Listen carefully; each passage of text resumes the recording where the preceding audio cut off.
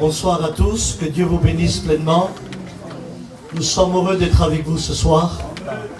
On remercie les frères pour l'invitation. C'est avec joie ce soir que nous sommes ici. On le sait que ce n'est pas un programme d'homme, mais c'est bien le plan de la grâce. Et que le Seigneur est au milieu de nous. Je remercie les frères, les anciens. Je remercie de cet accueil. Que Dieu vous bénisse pleinement. Et je dis bonjour à tous les frères, à tous les anciens qui sont ici, et aussi à nos amis qui ne connaissent pas le Seigneur. Ne vous étonnez pas si vous êtes là. Ça a été une parole de Dieu. J'attirerai tous les hommes à moi. Tout genou fléchira. Et toute langue glorifiera Dieu. Et Dieu, dans son plan rédempteur, nous a attirés ici par des cordages d'amour. Et ce soir, eh bien, comme vous, nous sommes rentrés un jour dans une réunion, assis aussi sur des petites chaises en plastique, mais c'était la seule chaise qui dépendait de notre éternité. Ah, il y a des chaises qui vont dépendre de ta soirée, il y a des chaises qui vont dépendre de ton commerce, de tes amis, de ta famille. Bien sûr, quel moment de convivialité. Mais laisse-moi te dire que la petite chaise où tu es assis ce soir, elle dépend de ton éternité. Et j'aimerais vous dire que toute la valeur ce soir, c'est qu'il y a un moyen. Jésus est sauveur. Et ce soir, eh bien, à travers la parole de Dieu, nous allons comprendre le pourquoi et le comment. Pourquoi Dieu nous aime. Et cet amour-là, personne allait empêcher une mère d'aimer son fils. Allait empêcher des parents d'aimer leurs enfants, c'est impossible. La Bible dit, est-ce qu'une mère oubliera-t-elle l'enfant qu'elle a allaité? Même si elle le ferait, moi l'Éternel, je ne t'oublierai jamais et je t'aimerai. C'est pour ça qu'il est dit qu'il nous aime d'un amour éternel. Et ce soir, eh bien, c'est avec vous que nous allons parler de lui. Vous savez pourquoi? Parce qu'il est au milieu de nous. Oh, ne vous inquiétez pas. Aucune vie n'est loupée ce soir. Tout est possible à celui qui croit. Mais je ne crois pas. J'y crois pas. Eh bien, Dieu a permis quelque chose pour nous, les petits gitans. Qu'est-ce qu'il a fait, Abraham? Il dit que la foi vient de ce qu'on entend. Et de ce qu'on entend vient de la parole de Dieu. Ça veut dire quoi? Ça veut dire qu'assis sur nos chaises, en écoutant le message de Dieu, alors toute la foi vient dans nos cœurs. Et quand elle vient, Abraham, qu'est-ce qui se passe? Tout est possible à celui qui croit. Tout est possible.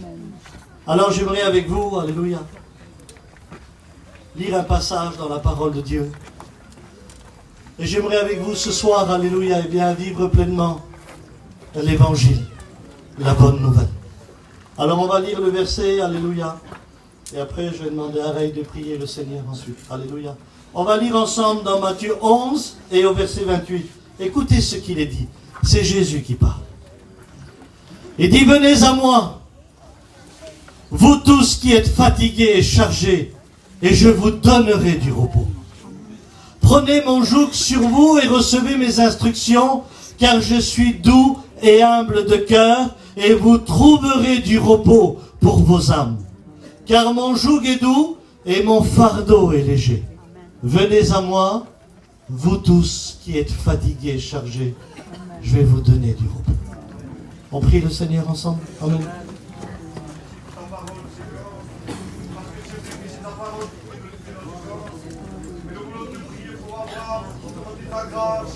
Seigneur, de nous bénir, de nous voir des esprits, Seigneur, particulièrement, que le Saint-Esprit nous rappelle les mots sur son corps. Seigneur, ce que nous voulons, c'est ce mot de Dieu, ce mot de la parole, ce mot qui crée la foi dans les cœurs, nos amis qui sont là, qui nous rencontrer, Seigneur, faire une rencontre avec le Dieu véritable. Et qu'à ton nom, pour que tout ta gloire, Sauveur. Amen. Gloire à Dieu. Est-ce qu'on peut dire Amen? Amen. Il y a 2000 ans en arrière, Jésus devant lui voit un peuple. Et quand il va les voir, vous savez, nous, on dit souvent, il se croit rien lui. Il se croit rien elle. Il se prenant pour qui eux? Ça c'est nous. Mais lui, quand il avait dans son regard et quand il voyait une personne, il était ému de compassion. Et quand il va voir ce peuple devant lui, il va les voir comme des brebis sans berger, puisque Dieu connaissait tout. Il va les voir comme un peuple vagabond, errant, sachant où aller. Parmi eux, il y avait des riches et des pauvres. Parmi eux, il y avait des veuves et des orphelins. Parmi eux, il y avait des familles, des groupes, des ethnies. Et quand il va les voir, il n'a pas d'autre mot. Il est ému de compassion. Il leur dit, venez à moi, vous tous qui êtes fatigués et chargés, puisque je vais vous donner du repos. Mais quand il va dire ça, les gens sont étonnés, puisqu'il est dans un lieu désert. Derrière lui, il n'y a pas de château de Versailles, ni château d'Espagne, il n'y a pas de palmiers, ni de oasis, ni de boissons rafraîchissantes, il n'y a pas de transat, il n'y a pas d'ombre. Alors quand ils ont vu ça, ils ont dit, mais comment alors? Tu n'as rien? On te connaît, tu viens de Nazareth, une petite bourgade là-bas, tu es le fils de Marie et de Joseph, comment tu vas nous donner le repos? À ce moment-là, ils ne comprenaient pas, et vous savez, quand on a des vies brisées, on ne comprend pas grand-chose. Quand on a de l'amertume dans l'âme, on ne comprend pas grand-chose. Ce jour-là, eh bien, la valeur et la richesse de Jésus, ce n'est pas ce qui l'entourait, mais c'est ce qui vivait en lui. Et ce soir, ce chapiteau n'a rien pour te donner du repos. Cette place n'a rien pour te donner du repos. Tu te dis même, mais qu'est-ce qu'on fait ici? Je vais jurer de jamais de les écouter. Qu'est-ce que je fais là? Eh bien, rassurez-vous, le véritable repos, il est là. C'est sa parole. Et quand il a dit, venez à moi, vous tous, ça m'a béni. Parce que chez moi, j'ai écouté, qui vient pas au mariage, qui vient pas à l'anniversaire, qui rentre pas en dessous le store, qui vient pas devant la porte. S'il vient, tu lui donnes pas un verre d'eau. Ça, c'est nous. Lui, venez à moi, vous tous. Sans exception, pas de favoritisme. Il n'a pas dit, viens toi, je connaissais ton papou, papu gentil, viens, mais toi, viens pas. T'en as trop dit, t'en as trop fait, non. Il a dit, venez à moi, vous tous, qui êtes fatigués et chargés, je vais vous donner du repos. Pourquoi? Parce que Jésus, alléluia, savait ce qu'ils avaient besoin. Et ce soir, Jésus sait de quoi tu as besoin. La Bible dit qu'il est le même hier, aujourd'hui, éternellement. Hébreux 13:8. Et s'il est le même hier comme il y a 2000 ans, s'il est le même aujourd'hui et demain, son regard n'a pas changé. Ce soir, il est encore ému de compassion. Et il fait la même appel, venez à moi, vous tous qui êtes fatigués et chargés, je vais vous donner du repos. Vous savez pourquoi qu'il a dit, venez à moi? Parce qu'il y en a beaucoup qui veulent aller chez lui sans passer par lui. Jamais de la vie. Tu ne pourras jamais aller chez lui si tu ne viens pas d'abord à lui. C'est pour ça qu'il n'a pas dit, venez chez moi. Il a dit, venez à moi. Pourquoi? Parce qu'il est le sauveur. Parce qu'il est le chemin, la vérité et la vie. Et que nul ne va au Père sans passer par lui. Alors quand il a dit, venez à moi, vous tous qui êtes fatigués et chargés, ne vous inquiétez pas, j'aimerais vous rassurer. Ce jour-là, il n'a pas appelé des hommes avec des sacs à gravats et des femmes avec des valises pleines, non. Il n'a pas appelé physiquement chargé et fatigué. Non. Dieu ne regarde pas à l'apparence, Dieu regarde au cœur. Il savait, Jésus, qu'ils étaient fatigués et chargés moralement. Qu'ils avaient le cœur fatigué. Parce que derrière un sourire, il peut y avoir un cœur brisé. Il savait qu'il y en avait qui étaient dans le deuil. Ils avaient vécu des drames. Il savait qu'il y avait des divorces, qu'il y avait des blessures. Il savait qu'il y avait de l'abandon. Il savait qu'il y avait des problèmes. Alors il les a appelés. Et il leur a dit, vous êtes fatigués et chargés. Moi, je peux vous donner du repos. Vous savez comment je vois un petit peu cet appel? C'est tout simple. Vous avez vu un enfant de 4 ans, 5 ans, quand il court? Parfois il tombe. Et quand il tombe, ben, c'est un enfant, il se blesse et puis il pleure. Et nous, qu'est-ce qu'on a fait en tant que parents, en tant que famille? On a porté le petit. Et comme on a vu que c'était pas trop grave, il pleurait. Alors qu'est-ce qu'on a dit pour l'arrêter de pleurer? Je t'emmène au McDo. Je t'achète des bonbons. Je t'achète la petite voiture, l'autre fois que je t'ai pas pris à 20 euros, je te l'achète. Et le petit, il écoute McDo, bonbons, voiture. Il essuie ses larmes. Et il a oublié qu'il est tombé et il dit emmène-moi. Vous savez pourquoi? Parce qu'on a réussi, en tant que parents, à faire oublier un enfant qu'il est tombé, blessé et pleuré, parce qu'on lui a promis quelque chose de meilleur. Eh bien ce soir, eh bien la parole de Dieu nous dit, les projets que j'ai formés sur toi, dit l'Éternel, c'est des projets de paix et non de malheur, afin que tu aies un avenir et de l'espérance. Pas une petite soirée bénie, non, pas une petite tournée, un avenir. Et ce soir, le Seigneur, il nous appelle pour nous faire oublier ce qu'on a vécu et ce qu'on a passé. Et ce soir, en tant que serviteur de Dieu, je te pose la question. Est-ce que tu es prêt à oublier tout ce que ton mari t'a fait dans ta vie? Est-ce que tu es prêt à oublier toutes ces années de divorce, de disputes et d'angoisse et de dépression? Est-ce que tu es prêt à oublier tous ces moments de guerre où tu as pleuré? Où tu étais prêt à te faire du mal en disant, mais pourquoi ma vie à moi? Pourquoi mon foyer à moi? Pourquoi on n'a pas la paix? Pourquoi? Est-ce que tu es prêt à oublier tout ce qu'on t'a fait vivre? Est-ce que tu es prêt à oublier tout ce que ta femme t'a fait dans ta vie? Tous ces problèmes entre beaux-frères et belles-sœurs qui t'ont humilié, qui t'ont affaibli, qui t'ont retiré l'honneur que tu avais à cause des disputes, à cause des divorces, à cause des problèmes où tu ne savais pas affronter parce que tu étais pris par les choses du monde. Et qu'aujourd'hui tu t'en veux, tu te dis ma vie est loupée de toute façon. Plutôt mourir.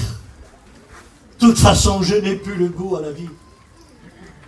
Est-ce que tu es prêt à oublier ce soir ce que ton père t'a fait? Ce que ta mère t'a fait?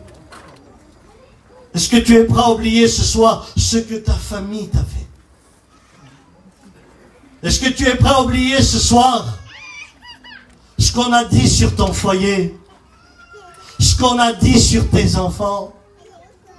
Est-ce que tu es prêt à oublier cette douleur? Est-ce que tu es prêt à oublier le mal qu'on t'a fait? Est-ce que tu es prêt à oublier ce qu'on a dit sur ton ministère? Est-ce que tu es prêt à oublier ce soir à toi qu'on a promis le mariage et qu'on t'a abandonné en cours de route et qu'aujourd'hui tu es une fille détruite et qui veut se venger par la douleur et la peine? Est-ce que tu es prêt à oublier toutes ces nuits où tu as voulu te couper les veines? Où tu as rempli ta main de cachets, t'es ôté la vie? Parce que la vie t'a fait mal, la vie t'a blessé. Est-ce que tu es prêt à oublier tout ce que l'angoisse et la dépression t'a fait vivre? Est-ce que tu es prêt à oublier? Parce que si tu es prêt à oublier, il est prêt à agir. Il est prêt à agir. Il est prêt à le faire. Parce qu'il te connaît. Parce qu'il sait ce que tu as vécu. Parce qu'il sait ce que tu as subi. Parce qu'il connaît ta vie comme un livre ouvert. Et que rien n'est caché devant lui. Vous savez pourquoi il veut nous faire oublier? Parce que si tu n'oublies pas, tu ne vis pas. Ah si, bien sûr, n'est pas bête, on est sur terre. Tu pourras fêter Noël, le jour de l'an. Tu pourras partir en voyage. Tu pourras partir dans le nord. Tu pourras partir à l'est, à l'ouest. Tu pourras même faire le tour du monde en canoë si tu veux. Si tu n'oublies pas, tu ne vis pas. C'est quelque chose qui est dans tes entrailles et qui te poursuit. Tu peux être la femme la plus gentille du monde. La mamie la plus gentille du monde qui a des bonbons dans sa poche. Tu te lèves le matin devant ta tasse de café. Quand le ciel s'ouvre, il suffit d'une seconde de quelque chose qu'on t'a fait et que tu n'as jamais oublié, qui va traverser ton esprit et qui va détruire ta matinée. Qui va détruire ta journée. T'as plus envie de parler, t'as plus envie de sourire, t'as plus envie de faire à manger. Il y a quelque chose qui a paralysé ta journée. Parce que c'est quelque chose que tu n'as pas oublié. C'est quelque chose qu'on t'a fait et qui te poursuit. Tu peux être l'homme le plus gentil du monde. Celui qui dépanne tout le monde. Vous en connaissez des comme ça? Moi j'en connais plein. Même en costume, ils changent ta roue de secours. Pas meilleur. Tu peux être le papou le plus gentil. Tu te lèves le matin devant ta tasse de café quand le ciel s'ouvre. Une seconde de quelque chose qu'on t'a fait que tu n'as jamais oublié, qui va traverser ton esprit et qui va détruire ta journée. Qui va détruire ta matinée. Il y a de la haine qui vient dans ton cœur, tu as envie de tordre le volant. Il y a quelque chose qui te poursuit.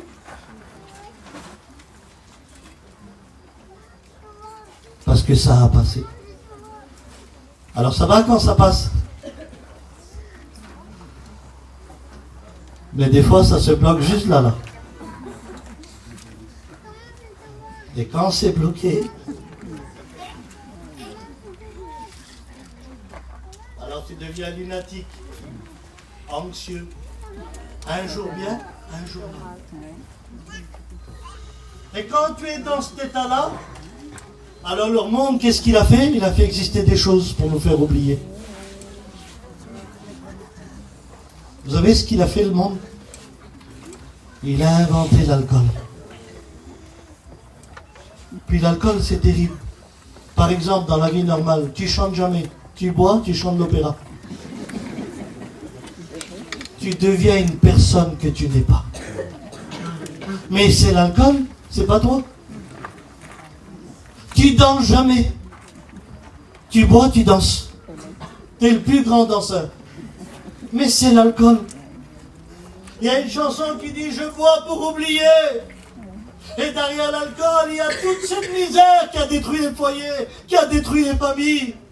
Et qui a dit 100 fois « Je le jure sur les tombes, demain je bois plus, reste là, t'en vas pas avec les petits ». Et pendant des années, t'as juré, et ça recommençait, et ça recommençait, et ça recommençait. Alors après l'alcool, la nuit, la drogue. La drogue, c'est terrible. T'en prends, tu crois que t'es le cerveau de tous les tziganes. Tu crois que personne t'a vu. T'es capable de faire des tchoums à tes petits, t'es capable de leur faire croire que tu es serein, alors qu'il y a de la substance à l'intérieur de ton corps qu'on appelle la drogue et qui veut te faire oublier l'enfance que tu as eue. Et quand tu es en colère, alors t'as dû répondre « J'ai grandi sans père, moi. Je sais ce que c'est, la misère. » Allez hop, la drogue. Moi, c'est mon oncle qui m'a élevé. Et moi, j'ai grandi vers ma mamie. On a dû répondre. Alors la drogue pour nous faire oublier comment qu'on a vécu. Mais la drogue, elle s'évapore et il faut recommencer. Et après, on s'est dit, si je serais riche, si j'aurais de l'argent, j'aurais pas cette vie-là. Je peux vous le garantir ce soir. Avec de l'argent, t'achètes un terrain, mais pas la paix. Avec de l'argent, tu changes de maison, de camping, mais pas de cœur. Avec de l'argent, tu améliores ta vie, mais tu ne changes pas ta vie. Et c'est toujours à recommencer. Alors on se tue. quinté, quarté, grattage, euro million. Ne vous inquiétez pas, je joue pas. Et on se tue dans ces jeux-là. Tout parce qu'on va se dire je vais être riche demain et ma misère elle va changer. Non, tu peux être milliardaire et la misère est là. Alors après l'argent, le monde, vous savez ce qu'il a fait? Il a fait exister les antidépresseurs. On a battu la Suède pour les antidépresseurs. C'est un petit cachet, tu le prends, tu dors. Et quand tu dors, ben, t'affrontes rien. Oui, mais il faut se réveiller. T'as des enfants, t'as un travail, t'as un foyer. Tu peux pas toujours dormir. Et des fois, on prend ces cachets-là pour oublier ce qu'on a vécu. Mais j'aimerais vous dire quelque chose, le monde n'a pas la solution. Voulez-vous savoir ce soir comment qu'on oublie? Vous êtes sûr? C'est vrai? Vous savez pourquoi je vous dis ça? Parce qu'il y a 15 minutes que je prêche et vous étiez plus là. Chacun a pensé à ce qu'on lui a fait. Chacun est retourné dans son passé. Chacun est retourné dans sa blessure. Vous me regardez, mais vous étiez plus là. Parce que ton passé te laisse venir à la réunion, ton passé te laisse participer au baptême, ton passé te laisse frapper des mains. Mais lorsqu'il y a un avenir pour toi, il y a comme des chaînes qui te retiennent. Eh bien ce soir, j'aimerais te le dire, ne laisse pas ton passé détruire ton avenir. Car les décisions d'aujourd'hui béniront tes jours de demain. Ne laisse pas ton passé détruire ton avenir. Non! Est-ce que c'est vrai? Vous voulez savoir ce soir réellement comment qu'on oublie? Mais ta vie, elle va changer. Tu vas vivre, tu vas apprécier. Tu vas apprécier les bouts de pain, le verre d'eau que tu vas boire, tu vas l'apprécier. Oublier, c'est vivre. Oublier, c'est être libre. Oublier, c'est réaliser. Oublier, c'est vivre. Eh bien, j'aimerais vous parler d'un homme ce soir, qu'on appelle Jésus. La Bible dit qu'il est né à Bethléem, mais il a grandi à Nazareth. À l'âge de 12 ans, on le trouve déjà dans le temple, et il parlait du ciel.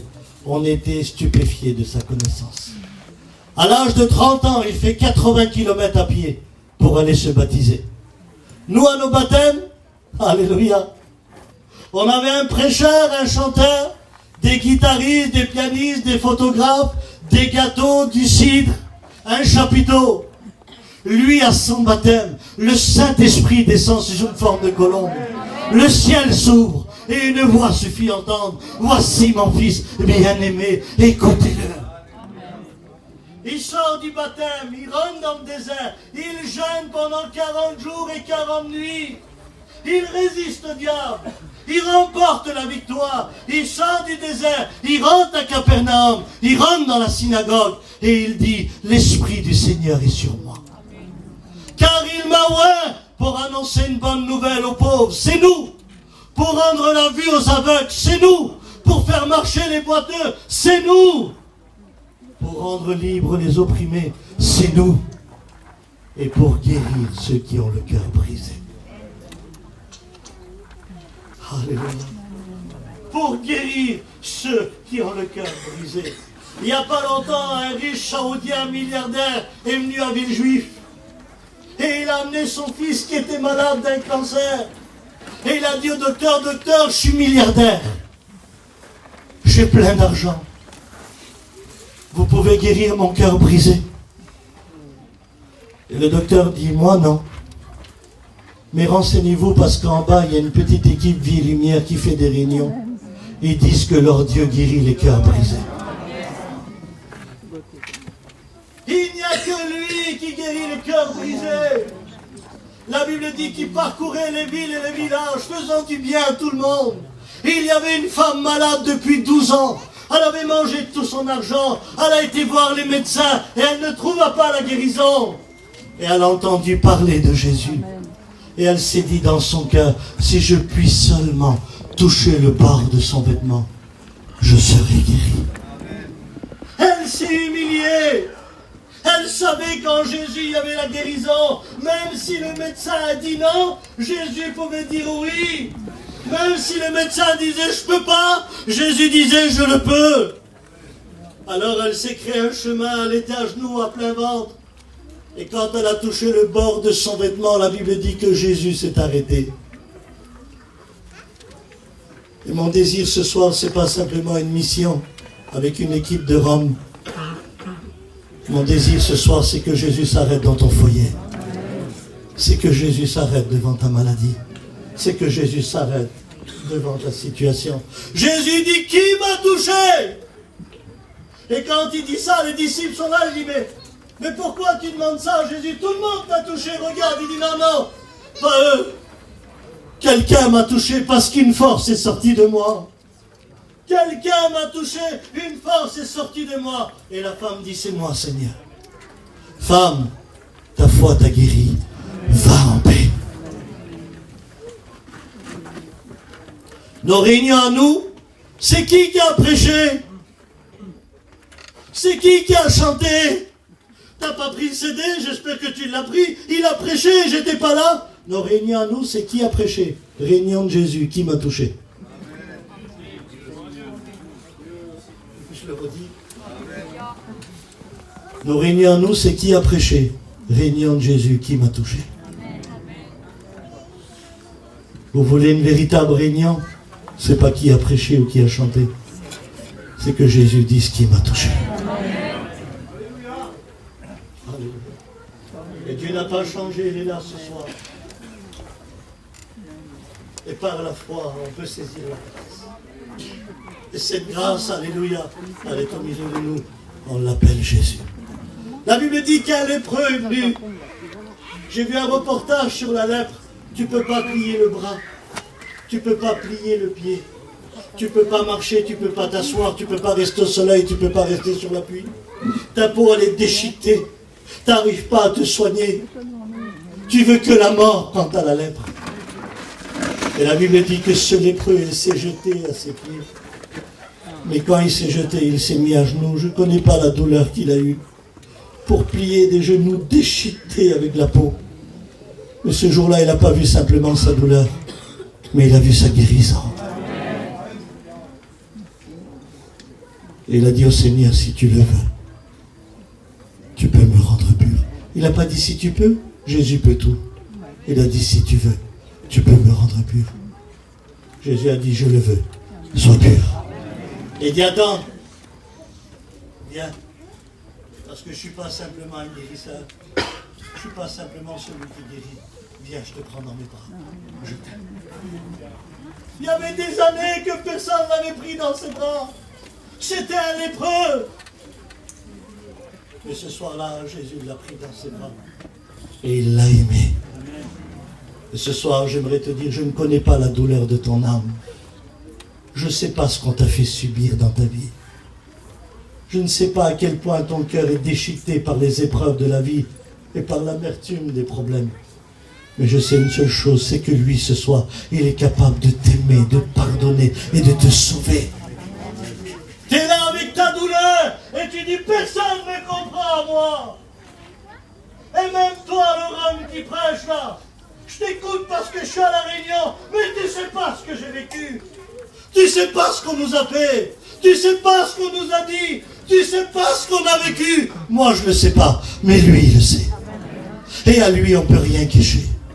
Et cet homme merveilleux qu'on appelle Jésus, dans le jardin de Gethsémane, un jour, on va le vendre. On va le trahir pour 30 pièces d'argent.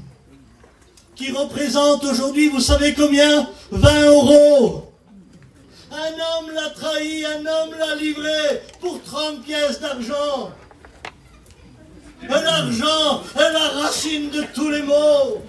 Et l'argent qui a fait des guerres familiales. Et l'argent qui nous a fait détourner de la part de Dieu pour se livrer à des convoitises mondaines, à l'orgueil de la vie. Mais faisons attention, le salaire du péché c'est la mort.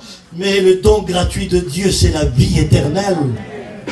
C'est la vie éternelle. Et lui, il s'est fait vendre. Et celui qui l'a vendu vient dans le jardin de Gethsémane et il l'embrasse sur la joue. Il embrasse Jésus sur la joue. Et Jésus dit, c'est par un baiser que tu livres le Fils de l'homme. Il dit, fais ce que tu as à faire. Et quand je lis ça, je dis, je ne comprends pas, Seigneur. Il y a les deux cousins de ma mère, ils ne se sont pas parlé pendant 20 ans à cause d'une gourmette. Je connais un père qui a renié sa fille pour un archet de violon. Et il l'a renié. Je connais une famille qui s'est déchirée pour un tableau. Je connais des sœurs qui ne se parlent plus pour un terrain. Je connais une famille qui s'est battue pour une bague. Je connais 2 cousins germains qui ne se parlent plus à cause d'un devis pour un arbre. Lui, on l'a vendu. Et il dit pas un mot. Mais qui est cet homme? Mais qui? Qu'est-ce qui se passe? Comment ça se fait? D'où vient cette force d'aimer son pire ennemi? Même celui qui t'a trahi, qui t'a vendu. Mais d'où vient cette force? La Bible dit qu'une escorte d'hommes vient venir le chercher. Certains disent 200, 400, 600. On va rester sur 200. Ils vont le lier, ils vont le bousculer, et certains vont lui mettre des soufflets au visage. Ça, c'est une gifle. Ça, c'est des soufflets. 200 hommes, avec aucun amour, en train de lui mettre des soufflets au visage. Et croyez-moi, quand il frappait. 200 hommes, en train de lui mettre des soufflets au visage. Avez-vous vécu cela? Non, moi non plus. La Bible dit qu'on lui a mis un sac sur la tête et chaque homme frappait à tour de rôle. Et quand il frappait sans pitié. Et pour se moquer de lui, on lui disait, si tu es prophète, devine qui t'a frappé, devine. D'ailleurs, la Bible dit que quand on a retiré le sac de sa tête, son visage était comme un caillou, il n'avait même plus la silhouette d'un homme, tellement qu'on a frappé. Avez-vous vécu cela? Non, moi non plus. La Bible dit qu'on va lui arracher la barbe à Jésus. Le petit Jésus de la crèche, le petit Jésus de la croix. Le petit Jésus qu'on porte sur nos corses, avec des chaînes en or. On lui a arraché la barbe avec la peau. On n'a pas coupé, on a arraché. Et quand on a tiré la barbe, la peau est venue avec. Ça va peut-être vous choquer. Mais la Bible dit dans le psaume qu'on a tellement labouré son dos que le psaume dit qu'on pouvait compter ses os. Avez-vous vécu cela? Non, moi non plus. Voilà un homme qui aurait pu dire, j'oublierai pas ce que tu m'as fait, toi tu m'as craché au visage. Et toi t'as labouré mon dos. Et toi regarde ce que tu m'as fait. Et toi regarde mon dos. J'envoie mon père pour vous détruire, j'envoie des anges pour vous détruire. Non, il aurait pu le faire. Voilà un lourd passé. Voilà un passé douloureux. Voilà un homme qui a souffert. Et qu'il aurait pu dire, mais vous êtes méchants, vous, sur la terre. Mais la Bible dit qu'en prenant la croix du calvaire et en montant à Golgotha, la première parole qu'il va dire, c'est Père, pardonne-leur, car ils ne savent pas ce qu'ils font. Ça veut dire quoi? Ça veut dire que si Jésus a oublié ce qu'on lui a fait à la croix, ce soir, si tu veux oublier ce qu'on t'a fait dans ta vie, c'est à la croix qu'il faut venir. C'est à la croix qu'il faut venir. Jésus nous invite à venir à la croix avec un cœur repentant. C'est quoi venir à la croix? Comment faut venir, Abraham?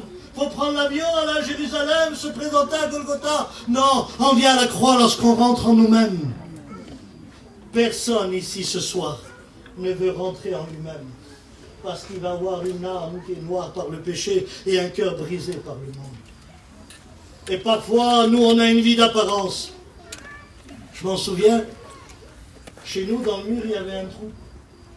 Et puis, ma mère, elle disait, réparez le mur. Demain. Réparer le mur. Demain. Réparer le mur va. Demain, ma mère. Et comme elle a vu que personne ne le réparait, elle a été acheter un tableau. Puis elle a mis un beau tableau. Et quand tout le monde venait chez nous, vous voyez le beau tableau, mais derrière le tableau, il y avait une brèche. Personne ne le savait, il n'y avait que la famille qui le sait. Et puis je pense à tous les tableaux qu'on met sur nos cœurs, nous. Petit tableau de Saint-Tropez. Maman, t'es pécheur. Arrête, t'es angoissé tous les soirs. Arrête avec les tableaux. Arrête de cacher les cœurs brisés. Il est le préparateur des cœurs. Il est celui qui fait. Rentrez en nous-mêmes et réalisez notre état de péché. Réalisez que nous sommes des pécheurs. Maintenant, je réalise ce que l'apôtre Paul avait dit. J'ai crucifié la chair avec tous ses passions et tous ses désirs. Aujourd'hui, il dit, ce n'est plus moi qui vis, mais c'est le Christ qui vit en moi. Ce n'est plus moi qui vis, mais c'est le Christ qui vit en moi. Alléluia. Christ en nous, dites-le, l'espérance de la gloire. Voici, toutes choses anciennes sont passées, et toute chose est redevenue nouveau. Si le Fils vous a franchi, alors vous êtes réellement libre. Et libre du passé, et on rentre dans un avenir merveilleux. Alléluia. Je cours à la perfection, en oubliant ce qui est derrière moi. Je cours en avant. Et parfois, il faut oublier. Je peux vous faire une confidence. C'est entre moi et vous. Venir à la réunion, c'est oublier 1h30. Venir à la convention, c'est oublier 15 jours. Venir en mission, c'est oublier 3 mois. Venir à la croix, c'est oublier pour la vie.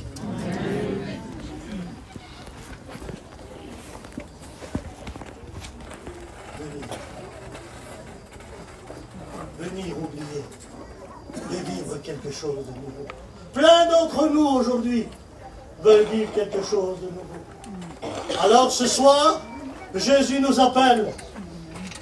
À nous qui avons un lourd passé, à nous qui avons les cœurs brisés, à nous qui sommes dans une vie, alléluia, que Dieu voudrait changer. Est-ce que vous êtes prêts à venir à cet appel? Vous savez, c'est simple. C'est simple comme bonjour. Frère, viens voir. Tu as la Bible dans la main. Viens voir.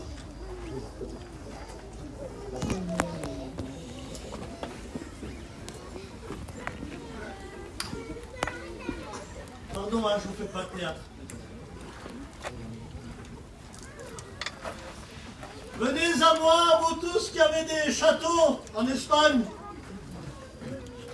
Non, c'est bien. C'est compliqué. Venez à moi, vous tous qui avez fait jamais le mal.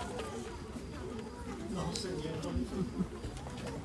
Regardez comment c'est bien de parler, parce que Jésus connaît les cœurs. Venez à moi, vous tous qui êtes fatigués, chargés par les problèmes, par la misère, par le péché de ce monde. Moi, je vais vous donner du repos. Il ne parle pas du repos du corps, il parle du repos de l'âme. Et pour qu'une âme ait le repos, elle doit être purifiée par le sang de l'agneau. Elle doit être pardonnée, rachetée. Alléluia. Et vous savez, il n'a pas dit, venez, je vais vous baptiser. Non. Avant de se baptiser, ils sont venus dans les bras de Jésus. Ils sont venus à l'appel du message. Alléluia. Et l'appel du message, le Saint-Esprit est venu les convaincre. Alléluia. Pour se repentir et donner leur cœur à Dieu. Vous savez, Jésus, il est simple. Quand il a dit, venez à moi, vous tous qui êtes fatigués et chargés, c'est ça, regardez. Amen.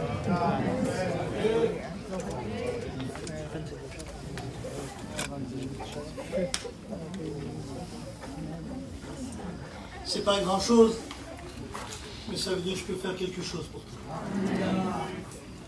Je peux faire quelque chose pour toi. Il vient, il te prend dans ses bras d'amour. Moi, je suis venu drogué. Je suis venu dans ses bras drogué, alcoolique, misérable. Je suis derrière l'estrade, je prêche l'évangile. Il y a vraiment une puissance. Il y a vraiment un changement. Alléluia. Par contre, je suis obligé de te le dire, en tant que serviteur de Dieu, si tu ne viens pas dans ses bras à lui, écoute-moi, tu as le droit et tu es libre. Par contre, demain, c'est la pharmacie qui ouvre ses bras. C'est l'alcool, c'est la drogue, c'est le péché. Dans ces bras-là, il y a des rubis et des lumières. Ils attirent l'homme depuis 6000 ans. Tous ceux qui ont été dans les bras du monde ont été broyés. Des familles broyées, des jeunesses broyées, parce que le monde n'a pas d'amour. Les seules mains où ils sont remplis d'amour, c'est là où le sang a été versé, à la croix du calvaire. Et que le troisième jour, il a ressuscité, et que ce soir, il est au milieu de nous. Je vous pose la question ce soir, à toi qu'on te dit alcoolique.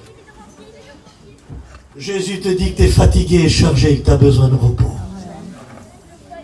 À toi on te dit, hey, destructeur de foyer. Jésus te dit que tu es fatigué et chargé et que tu as besoin de repos. À toi on te dit saoulard, drogué. À toi on te dit, eh bien t'es un misérable. Jésus te dit que tu es fatigué et chargé et que tu as besoin de repos. Peu importe le nom qu'on te donne, peu importe la renommée que tu as, Jésus t'aime. Et il t'appelle. Et ce soir, je vous pose la question dans la simplicité. Pas une minute, c'est trop long. Une demi-seconde. Ça existe? Oui. On appelle ça la grâce de Dieu. Qui voudrait venir dans ses bras d'amour une seconde? Moi, je voudrais ce soir. Lève ta main avec moi si tu le veux. Levez les mains, n'ayez pas peur, alléluia. Dieu vous voit, Dieu vous voit. Y a-t-il encore des personnes? Dieu vous voit, Dieu vous voit. Levez les mains, même ceux qui sont dehors du chapiteau. Levez les mains, alléluia. Oui, Dieu vous voit. Oui, Dieu vous aime et Dieu vous connaît. Parce qu'il est le Dieu tout-puissant. Il nous appelle à la vie éternelle, alléluia. Et puis vous savez, ce qui bénit mon cœur et ce qui m'étonne dans notre peuple, c'est que là, je suis en train de faire un appel à la vie éternelle. Un appel à un changement de vie. Et vous verrez dans 10 minutes, les gâteaux qu'on va mettre. Les gâteaux ne parlent pas. Les gâteaux ne font pas d'appel. On court tous à la table. Pourtant, ça reste qu'un gâteau. Ça donne du goût. C'est sucré. C'est un moment de convivialité. Et pourtant, le gâteau n'a pas parlé. Et on a franchi le peuple. On a franchi, eh bien, le store pour aller à la table et prendre un morceau de gâteau. Et le gâteau n'a pas parlé. Ce soir, Jésus t'a parlé. C'est le meilleur gâteau du monde. Il te donne du goût à la vie. Et c'est lui qui bénit. Et ce soir, il t'appelle. Alors, pendant qu'on ferme les yeux et qu'on prie le Seigneur, alléluia, j'aimerais qu'on le fasse maintenant ensemble. On ferme les yeux, alléluia.